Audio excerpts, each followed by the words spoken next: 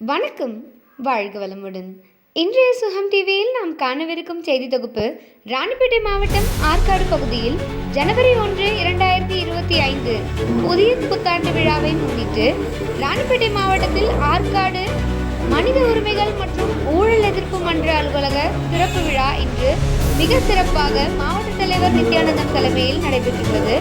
அதில் மாவட்ட துணைத் தலைவர் கராத்தே MP ஆதில் பாஷா முன்னிலை வகித்து இவ்விழாவை சிறப்பித்துள்ளார். இதனைத் தொடர்ந்து சிறப்பு அழைப்பாளர்களாக மாநில தலைவர் ஐபருல்லா ஷரீப் கலந்து கொண்டு ரிப்பன் வெட்டி அலுவலகத்தை திறந்து வைத்துள்ளார்.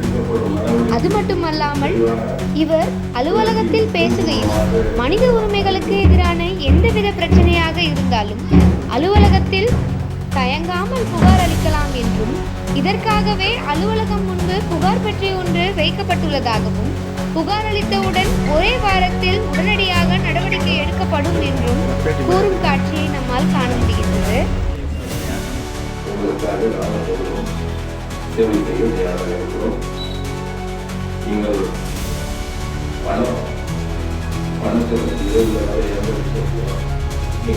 மாவட்ட தலைவர் அனைத்து சிறப்பு விருதாளிகளுக்கும் பொன்னாடை அணிவித்து மரியாதை செலுத்தும் காட்சியையும் நம்மால் காண முடிகின்றது.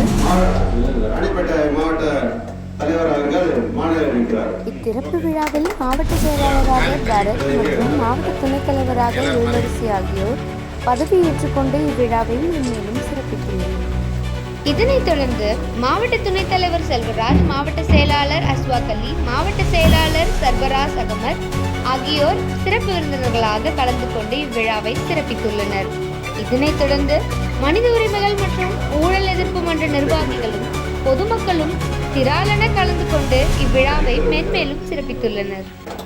இது போன்ற செய்திகளை உடனுக்குடன் அறிய இணைந்திருங்கள் சுகம் டிவியுடன். நன்றி.